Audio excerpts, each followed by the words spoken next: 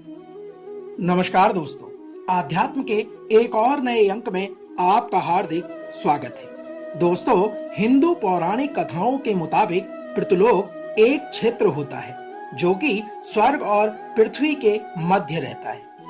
हमारी पिछली 3 पीढ़ियों की आत्माएं इसी पृथ्वीलोक में निवास करती हैं। मृत्यु के देवता यम इस क्षेत्र का नेतृत्व करते हैं। ऐसा माना जाता है कि जब अगली पीढ़ी के किसी व्यक्ति की मृत्यु हो जाती है तो पहली पीढ़ी को भगवान के समीप लाते हुए उन्हें स्वर्ग ले जाया जाता है, क्योंकि पृथ्वीलोक में सिर्फ अंतिम 3 पीढ़ियों को ही श्राद्ध कर्म दिया जा सकता है।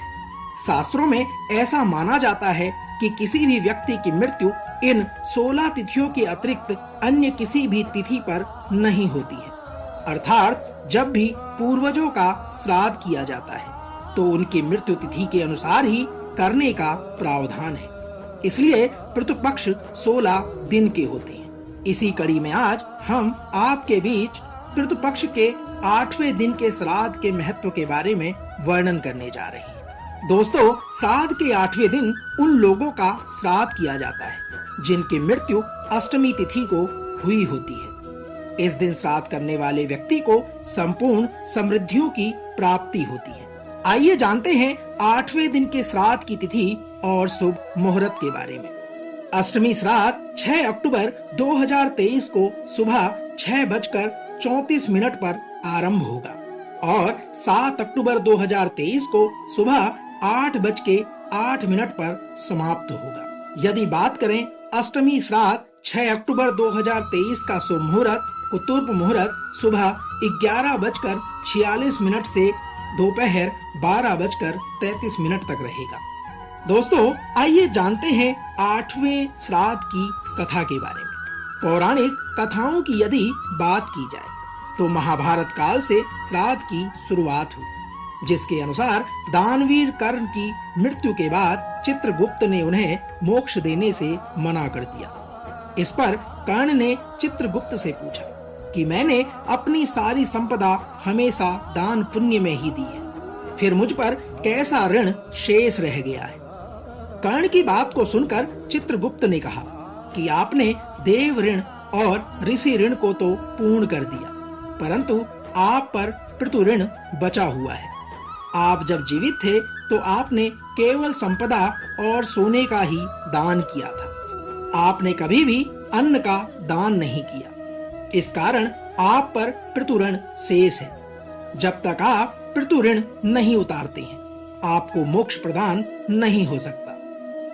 साथियों, तब चित्रगुप्त ने कर्ण को 16 दिन के लिए पृथ्वी पर जाकर अपने ज्ञात एवं अज्ञात पितरों को प्रसन्न करने हेतु विधिवत श्राद्ध तर्पण तथा पिंड दान करने के लिए कहा। चित्रगुप्त की बात को मानकर कर्ण ने वैसा ही किया। तब उन्हें मोक्ष की प्राप्ति हुई। ऐसा कहा जाता है कि तभी से श्राद्ध की प्रथा का आरंभ हुआ है। आइए जानते हैं 8वें श्राद्ध की विधि के बारे में। दोस्तों, जैसा कि आप सबको विदित है, कल के अंक में हमने एक असुर जिसका नाम गय था, उसके विषय में भलीभांति आपसे वर्णन किया था। उसी की कथा से जोड़कर श्राद्ध कर्म को गया में या फिर किसी पवित्र नदी के किनारे भी किया जा सकता है। यदि ऐसा संभव नहीं है तो आप अपने घर पर भी श्राद्ध कर्म कर सकते हैं। श्राद्ध के समय ब्राह्मण को जरूर बुलाना चाहिए। श्राद्ध के दिन सूर्योदय से पहले स्नान कर लेना चाहिए। इसके बाद साफ वस्त्र पहनकर श्राद्ध और दान का संकल्प लेना चाहिए। 8वें दिन के श्राद्ध को कुतुब काल में करना चाहिए। श्राद्ध कर्म करने से पहले दक्षिण दिशा की तरफ मुख करके कुशा के आसन पर बैठना चाहिए। इसके बाद एक तांबे के लोटे में जल लेकर उसमें गंगा जल, गाय का दूध, जौ, चावल, तिल और सफेद फूल लेने चाहिए। इसके बाद तर्पण करना चाहिए। अपने पितरों को खीर का भोग लगाना चाहिए। साथ ही भोजन का कुछ भाग भगवान, गाय, कुत्ता, कौआ और चींटी के लिए भी निकालना चाहिए। इनको भोजन कराते समय अपने पितरों का स्मरण कर उन्हें भी भोजन ग्रहण करने की प्रार्थना करनी चाहिए। कहा जाता है ऐसा करने से पितर भोजन ग्रहण करते हैं। आइए जानते हैं अष्टमी श्राद्ध से जुड़े हुए रहस्य के बारे में। कहते हैं विशेष स्थान जैसे गया, प्रयागराज, हरिद्वार में श्राद्ध कर्म करने से पितरों को मोक्ष मिलता है और वह सीधे स्वर्ग को जाते हैं। जो व्यक्ति श्राद्ध कर्म करता है वह पितृ ऋण से मुक्त हो जाता है, उसे सभी सुख सुविधाएं प्राप्त होती हैं और पितृपक्ष के समय पितरों को पूजा अर्चना करने से भविष्य में आने वाली सभी परेशानियां दूर हो जाती हैं। आइए इसी कड़ी में जानते हैं 8वें श्राद्ध के दिन क्या करना चाहिए। कहा जाता है पितरों के निमित्त श्रीमद् भागवत गीता के 8वें अध्याय का पाठ करना चाहिए। ऐसा करने से पितरों को भगवान की प्राप्ति आसानी से होती है। श्राद्ध के दौरान ब्राह्मण को घर बुलाकर भोजन कराना चाहिए और यथाशक्ति दान देना चाहिए। पितरों की पसंद का भोजन बनाना चाहिए। इससे पितर प्रसन्न होते हैं और मनुष्य को आशीर्वाद प्रदान करते हैं। आइए अब जानते हैं श्राद्ध कर्म में क्या ना करें। श्राद्ध कर्म के दिन ब्राह्मण भोजन के पहले कुछ नहीं खाना चाहिए। पितृ पक्ष में शुभ कार्य जैसे नया सामान खरीदना, नए कपड़े खरीदना, विवाह, जनेऊ आदि नहीं पहनने चाहिए। पितृ पक्ष में सात्विक भोजन करना चाहिए।